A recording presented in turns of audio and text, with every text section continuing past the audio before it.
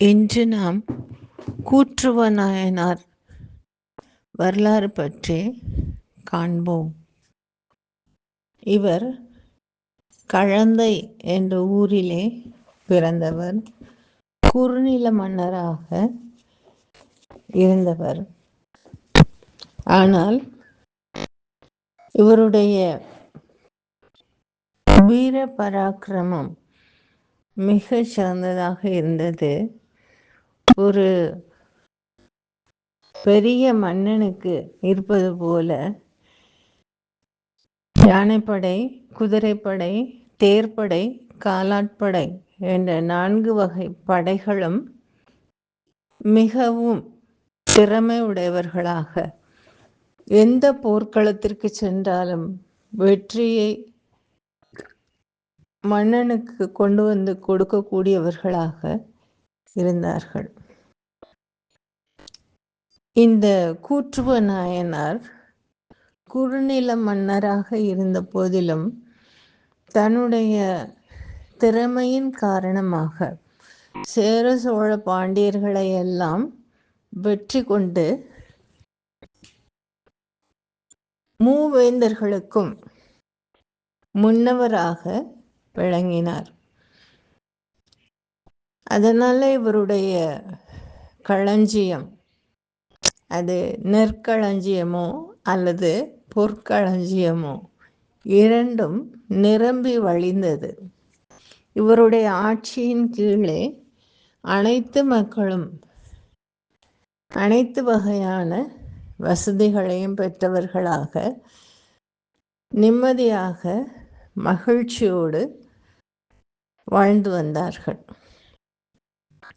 எல்லாம் இருந்தாலும் இந்த கூற்றுவ நாயனாருக்கு ஒரு குறை மனதிலே அடிக்கடி தோன்றிக் கொண்டே இருந்தது.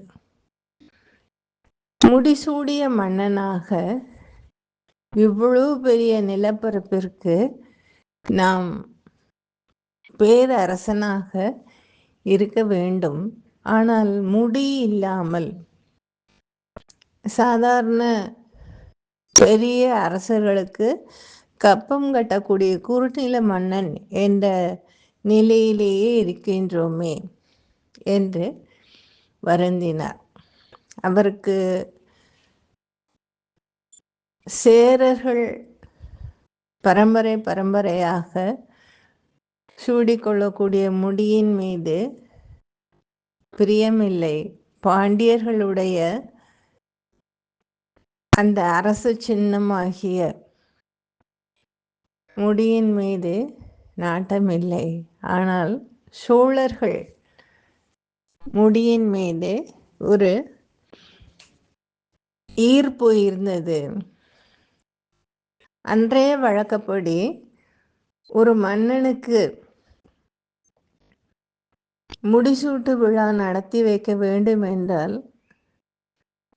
கட்டாயம் அதிலே தில்லைவாழ் அந்தணர்கள் இடம்பெற்றிருக்க வேண்டும். அவர்களுடைய சம்மதத்தின் பேரில் தான் மன்னன் முடிசூடி கொள்ள முடியும் என்ற நிலை இருந்தது. அதனால தில்லைக்கு சென்று அந்த தில்லைவாழ் அந்தணர்கள் 3000 பேரிடமும் அனுமதி கேட்கின்றார் கூற்றுவ நாயனார். அவர்கள் எந்தவித பதிலும் நேரடியாக சொல்லாமல் மன்னன் செய்தி சொல்லிவிட்டு சென்ற பின்னாலே இவர்கள் ஓலை அனுப்பி வைக்கின்றார்கள். சேர சோழ பாண்டியர்களுக்கு என்று உரிய மணிமுடி அந்தந்த குலத்தில் வந்த அவர்களுடைய வாரிசுக்கு உரியதே அல்லாமல் சோழனுடைய முடியை உங்களுக்கு ஒரு நாளும் நாங்கள் முடிசூட்டு விழா நடத்தி தலையிலே சூட்டிவிட மாட்டோம் என்று கூறுகின்றார்கள். தங்களுடைய கருத்திலே உறுதியாக இருந்து கருத்தை தெரிவித்த போதிலும் அவர்களுக்கு மன்னனையே எதிர்க்கின்றோமே, என்ன நடக்கும் என்று தெரியாது. அதனாலே தில்லையை விட்டு நாம் சென்றுவிட வேண்டும் என்று நினைக்கின்றார்கள். 3000 பேரிலே குறிப்பிட்ட சிலரை மற்றும் திருச்சந்நிதியை கவனித்துக் கொள்ளவும் சோழனுடைய மணிமுடியை பார்த்து கொள்வதற்குமாக நியமனம் செய்துவிட்டு பெரும்பாலானோர் ஊரை விட்டு சென்று விடுகின்றார்கள்.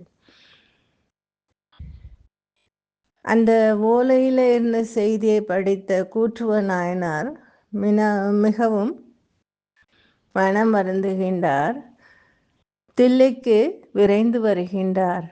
அங்கு அந்தணர்கள் மிகச் சிலரே இருப்பதைக் கண்டு அவர்களிடத்திலே என்ன விவரம் என்று கேட்க அவர்கள் நடந்ததை சொல்லுகின்றார்கள்.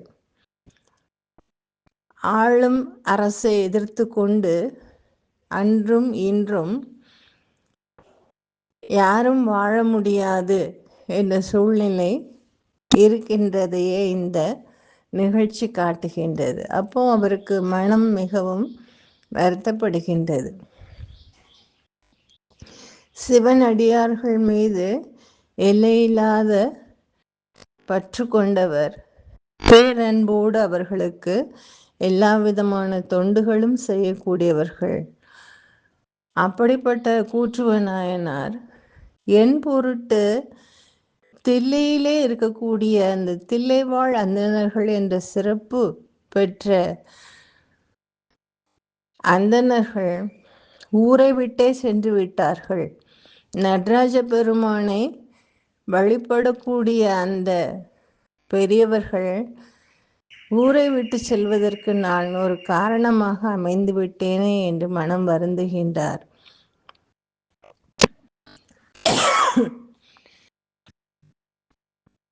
அந்த வருத்தத்தோடு அன்று இரவு படுக்கைக்கு செல்கின்றார். எம்பெருமானே, எனக்கு எந்த மணிமுடியும் தேவையில்லை. உன்னுடைய திருவடியை என் முடி மீது சூட்டினால் அதையே மணிமுடியாக ஏற்றுக்கொண்டு நான் நல்லாட்சி புரிவேன். இப்படி தில்லையில் வாழக்கூடியவர்கள் எல்லாம் என்னை கண்டு அஞ்சி ஓடுவதற்கு ஒரு காரணமாக இருந்து விட்டேனே. என்னுடைய குற்றத்தை பொறுத்து என்னை காத்து அருள வேண்டும் என்று எண்ணிக்கொண்டே படுத்திருக்கின்றார். இரவு பொழுதிலே சிவபெருமான் அவருடைய கனவிலே நடராஜ பெருமானாகவே காட்சி தருகின்றார். அப்பொழுது உனக்கு என்னதான் வேண்டும், என்ன மனக்குறை என்று கேட்க கூற்றுவ நாயனார் சொல்லுகின்றார்.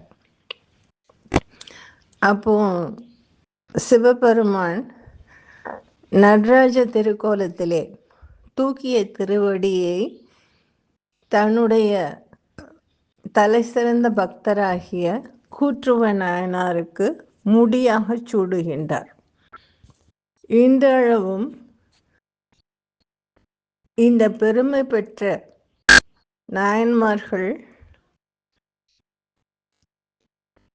எவரும் இல்லை என்று சொல்லக்கூடிய நிலையிலே கூற்றுவ நாயனார் அந்த தூக்கிய திருவடியை தன் முடியாக கொண்டு சேர சோழ பாண்டிய நாடுகளை எல்லாம் வென்று தனது வெண்கொற்ற குடையின் கீழே ஒரே குடையின் கீழ் அனைத்து நாடுகளையும் ஆட்சி புரிந்து வந்தார் என்றெல்லாம் சொல்லுகின்றார்கள். அப்படிப்பட்ட கூற்றுவ நாயனாரை பற்றி சுந்தரர் திருத்தொண்ட தொகையிலே கூற்றுவனுக்கும் அடியேன் என்று சொல்லுகின்றார்.